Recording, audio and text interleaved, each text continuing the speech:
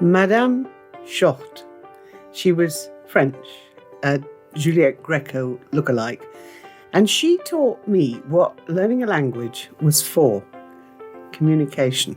She told us she had taken the trouble to learn our language, and now, in lessons, we would only speak hers. It was so much more fun than the English French teacher we'd had in the first year when we were rattling off je suis, tu es.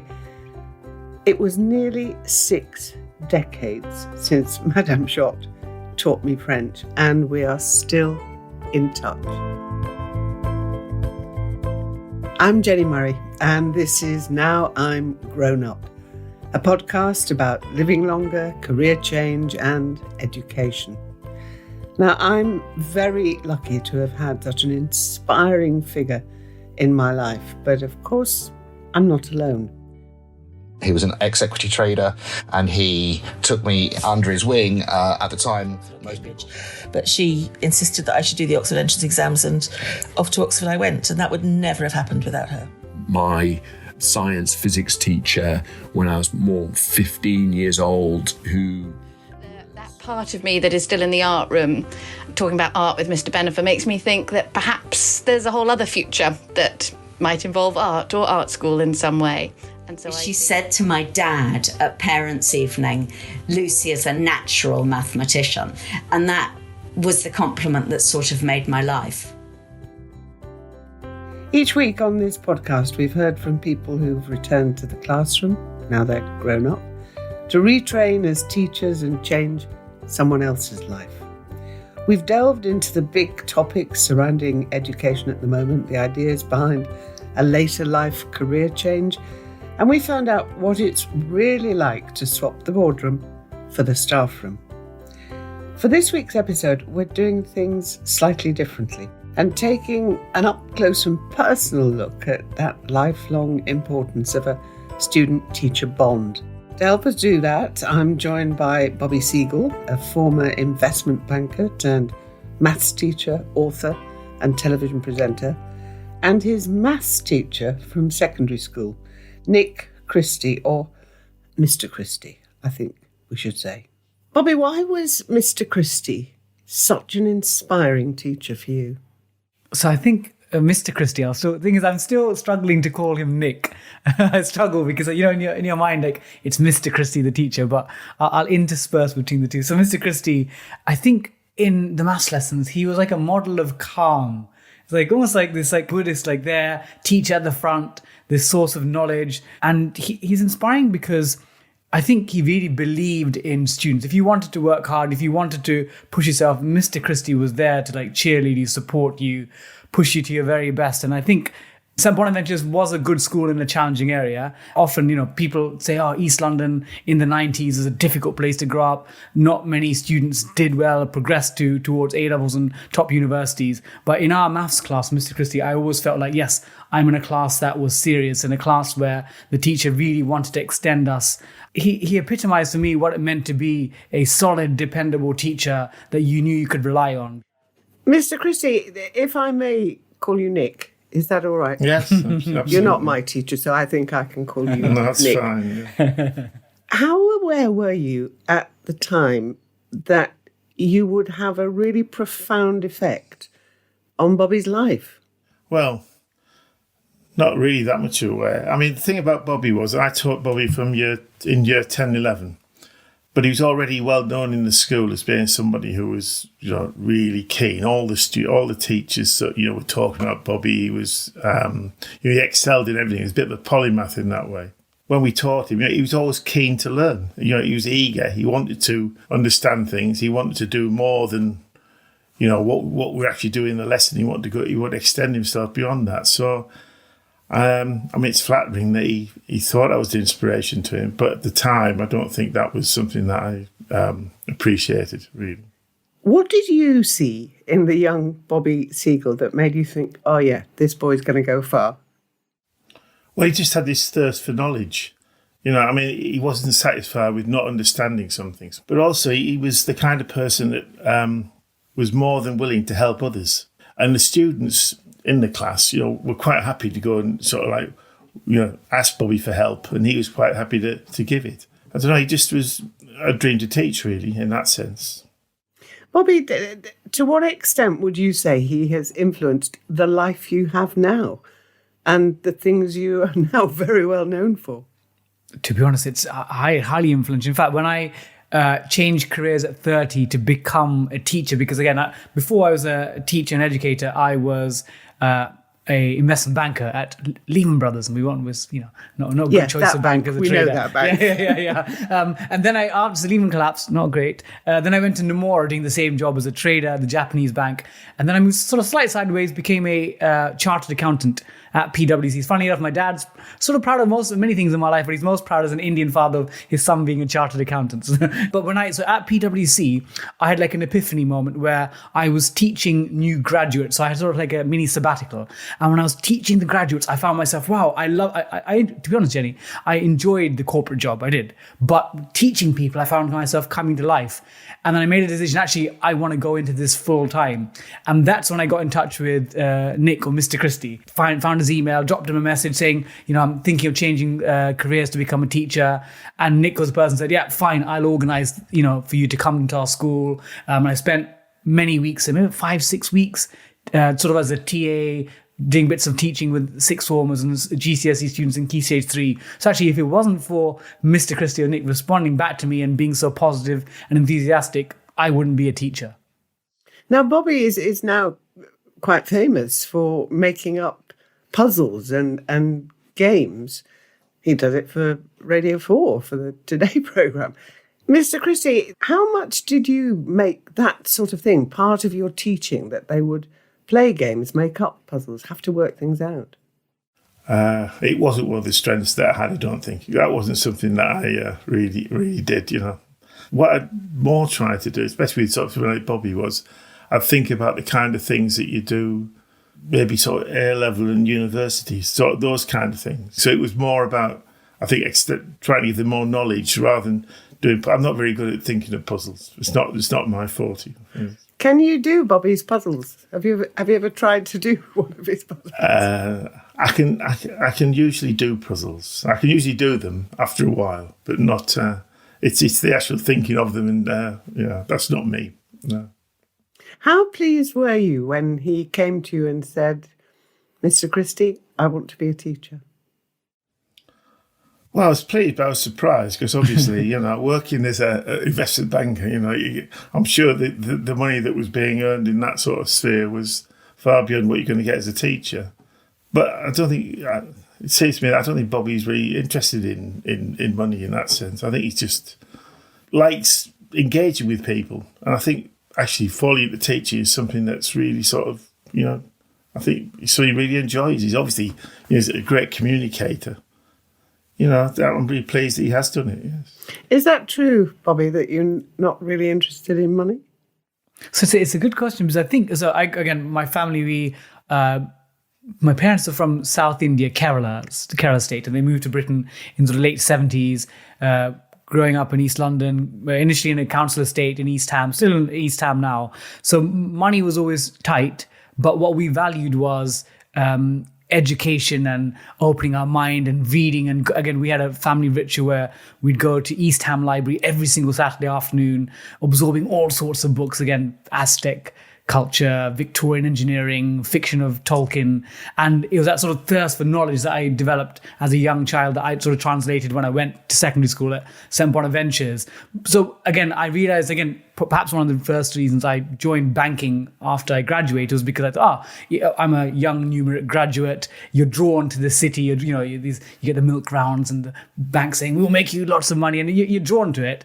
But then the more I did, I realized actually, you do need to be comfortable in life, so that you can pay your rent or your mortgage and maybe go on a couple of holidays. But once you've got a certain amount, actually, it's the people around you that make a difference. Again, and I found actually in teaching, I find the best profession where you're with people, you're changing lives, and you feel amazing for it too. So in a weird way, being a teacher is selfish because you feel amazing helping people. And that's priceless, literally priceless. Would you say that was what excited you about it, Nick? That you were helping people understand a subject that actually I have to confess, some of us found really rather difficult.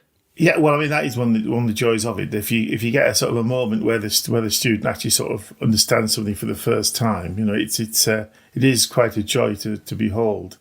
Yeah, teaching. I mean, you're meeting so many different. You know, I've taught thousands of pupils over. I was teaching for 37 years. You know, I've taught thousands of pupils, and they're all different, and you interact with them in all different ways. You know, and it's nice when you do get sort of thanks and reward from students. I mean, you know, I live in Newham. I've taught in Newham all the 37 years. And, you know, I'm always meeting students, you know, past students. I don't always recognise them, but they seem to recognise me. So that it's nice. It's gratifying when you see some enjoyment in their faces and some understanding, and they actually appreciate what you're doing, you know. So, Bobby, how much of your teaching methods, now you're doing it yourself, did you learn from Mr Christie? Sometimes I actually try to channel my Mr. Inner Christie. I'll tell you how.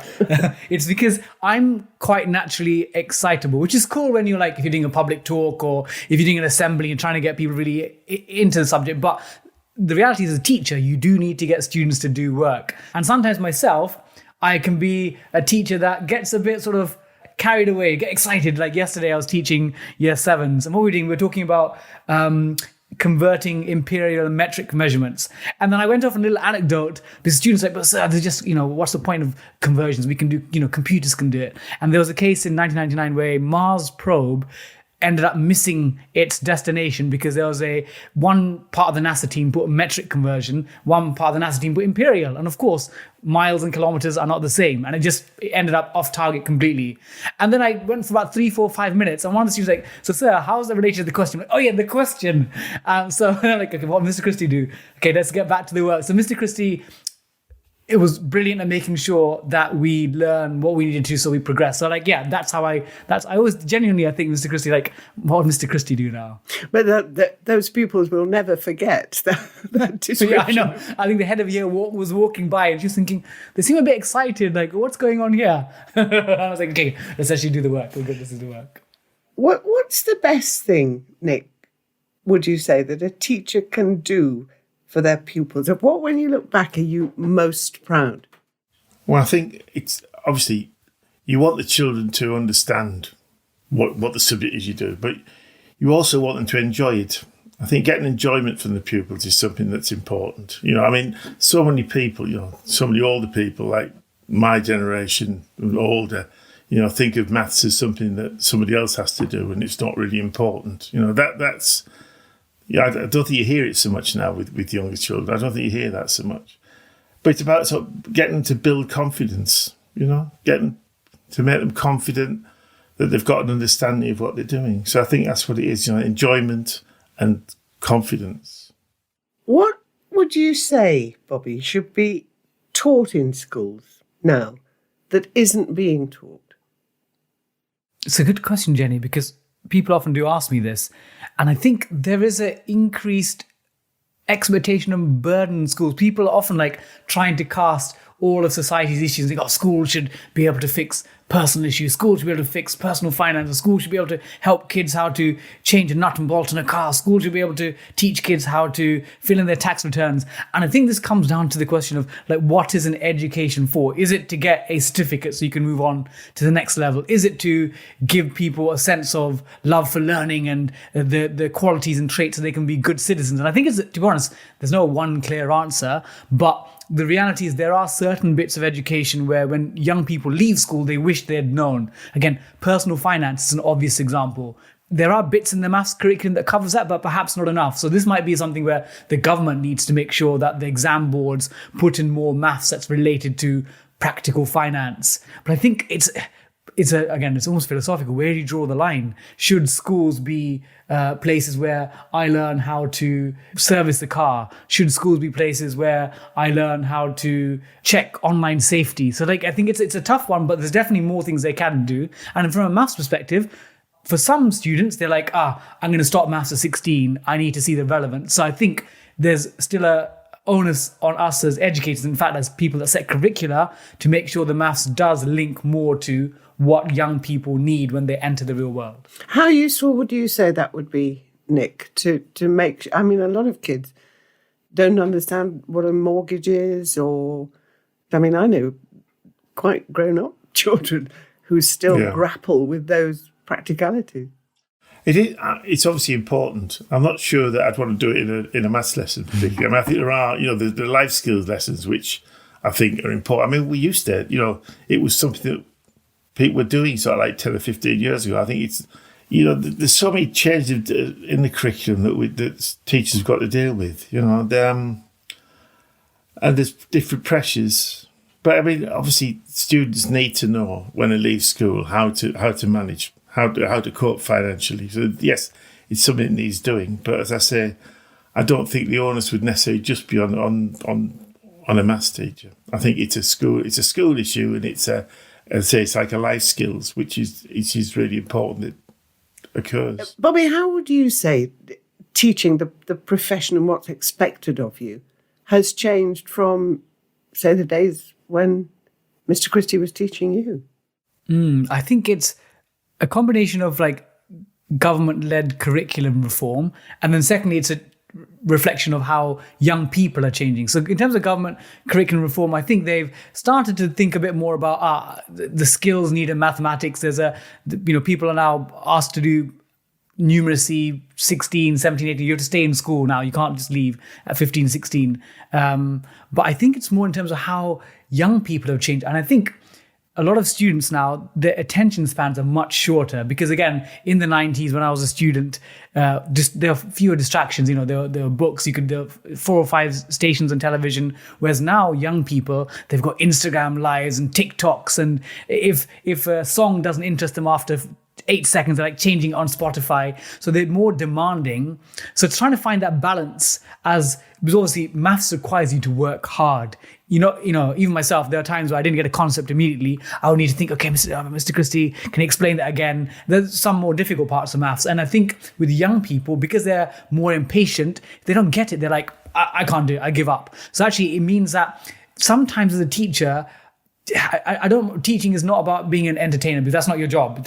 People can get that on YouTube, but there's an element of edutainment. You're trying to now, like, again, my lesson yesterday is the first lesson in the morning, and you think, they should be energetic, but they're like, we've got PE next, we're a bit, can you just not go, can you not sort of go too hard on us? So I think it's young people, they're becoming more demanding because of the world around them is expecting more than they're meant to.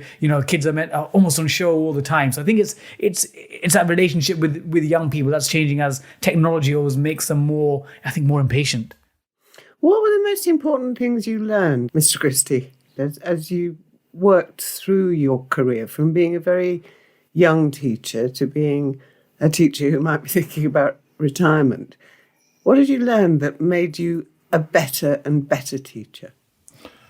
Well, I think I said before, when I went into teaching, first of all, you've come from a background where things have come easy to you. So, like I said, maths was easy. I didn't really think about maths in that sense. I certainly didn't think about arithmetic or sort of doing sort of computation with maths. But as soon as you get into the classroom, you realise that you've got to start again, that you've got to really examine how you understand something. And really it makes it, you've got to go deeper into what you did. The fact is that, as I say, mathematics is mathematics comes from nothing almost. There's like 3 axioms, with numbers. But and it all builds up. And I think that's what you've got to do. You've got to start building up again. You've got to explain. And it's trying to explain to students your learning as a teacher more than anything else. You're learning how to do things because things that you took for granted just don't work. So I think that's what it is. It's gaining an understanding of yourself, really. But having had you as his model, how good a teacher do you reckon Bobby might be? I think he's got all the qualities, hasn't he? I think he's, as I said, the enthusiasm, he's got the knowledge. The main thing is that he cares. I think as a teacher, you've got to care. If you don't care, there's no point in being a teacher. If you think it's just a job that you just, you go in the room and you do what you do and you go away from it. You're not going to get anything out of it, and the students aren't going to get anything out of it. I think it's about caring. I think it's obvious that, one, Bobby cares about his subject, but two, he cares about the people that he's teaching. Bobby, you're nodding in agreement. Yeah, because as a teacher, you're dealing with people, young people with real lives and real issues. So you've got to, obviously, I'm there to teach them mathematics and to get them through their GCSEs towards A-levels and thinking about university. But you've got to you've got to love people. You've got to love inspiring them and being role models. And again, I think what Nick was talking about earlier, as a teacher, each student is individual. They've got their own individual hopes and aims and desires and things. And you're trying to challenge that. You're trying to support them. So that's what makes teaching so exciting. Even though, again, I've been a teacher now since about 2014 when I changed careers. Even though I've taught fractions and ratios many times, every student has a different way of approaching it. So when you're teaching it, that's what makes it exciting. Because for you, it's not, okay, it might be mathematically the same topic, but that individual, that class, they all have different personalities. And that's what makes it a joy, actually. We've brought the two of you together, and I've sort of been questioning each of you. Why don't you question each other now? Bobby, what would you like to ask Mr. Christie today? Oh, I think it's like, I think it's like the moment, we did sort of touch upon it a bit, but it's the moment where I'd send an email to Mr. Christie and, I've had my career in finance and what was your reaction when you got that email? What was your thought? Like, wow, this has come out of the blue. I'd love to hear like your immediate reaction. As I said, I was surprised because I thought, I didn't imagine that people really want to move from such a sort of a well-paid, established job, into something like teaching. I was pleased. I was pleased that you thought about us, and I thought, think about the school. And it's nice to, I know there's something about you that you've always wanted to be in the community. I think, but about living in Newham, being part of Newham. I think that's what the school's like as well. The school's a bit of a family, really. I suppose like something like a family member coming back, I suppose. Sounds a bit corny, doesn't it, really? A school being a family is a lovely idea. What would you, Mr. Christie, like to ask Bobby? I think it's just sort of asking about what what things he's doing now, and what he wants to do in teaching. Because I know there's obviously other activities that you're involved with, but how much are you committed to the teaching that you're doing, and are you going to expand it, I suppose, and what you see as your future in education? Yeah, I think so. I think the way I see my career, Nick, was again, since University Challenge, I got propelled into sort of media stardom, as it were. And when people have these moments, it's University Challenge every year, there's a couple of contestants that stand out, they're almost like Andy Warhol, 15 minutes of fame, they get a couple of interviews. But I've decided to use that to really talk about education, maths, literacy, numeracy. Again, I'm now an ambassador for the charity National Numeracy, and I work with the likes of Rachel Riley from Countdown, Martin Lewis from Money Saving Expert. In fact, I've recruited Katia Jones, the Strictly Come Dancing champion, and Peter Sawkins, the Bake Off champion, to become numeracy ambassadors. So I think it's trying to use my profile in the media to draw other public figures into supporting maths. So obviously, with my own students, like for example, with the 28 year 7s yesterday morning, I can teach them and inspire them. And I love doing that because you feel that immediate impact. But it's trying to use my public facing role to try and influence other people that I don't teach. And again, I do work with the UK libraries. My story about libraries was heard by the professional body of librarians, and they asked me to become the UK Libraries Champion, a role I took on from Mary Beard and Stephen Fry.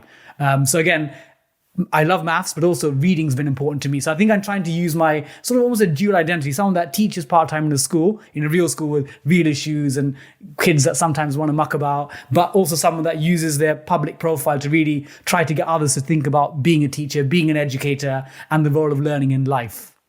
One last question, Mr. Christie. How proud of him were you when you saw him on University Challenge?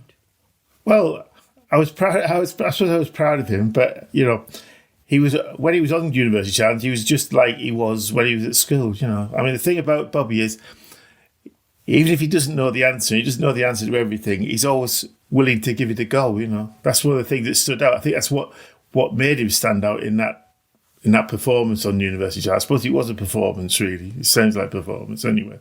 But he's, you know, he's just so keen and enthusiastic. I think everybody could see what kind of person he was. So yes, in that sense, I was very proud of him. Bobby Seagull, Nicholas Christie, fascinating talking to both of you. Thank you very much. Now do subscribe to follow this programme and revisit any of the episodes you might have missed. Next time we have one more bonus episode for you where I'll be sitting down with Lucy Kellaway, the co-founder of Now Teach, who'll be telling me why she changed her home, her husband, her hair, and of course her job. Like me, she's doing something different after more than 3 decades in the same career. We'll be talking about Lucy's new book and about both of our new junctures in life. I hope you'll join us then. Bye for now. Now I'm Grown Up is brought to you by Now Teach, a charity which inspires talented people to bring their experience into the classroom. If you feel like a change and want to use your existing skills in exciting new ways, head to nowteach.org.uk. Or, if you know someone who you think would be an amazing teacher, send them this podcast. Maybe it'll be just the push they need. And don't forget to follow the show and leave it a rating on Apple Podcasts. Now I'm Grown Up is produced by Antonia, Cundy and Theodora Louloudis, and the credits are read by me, Livvie Podbur, aged 12.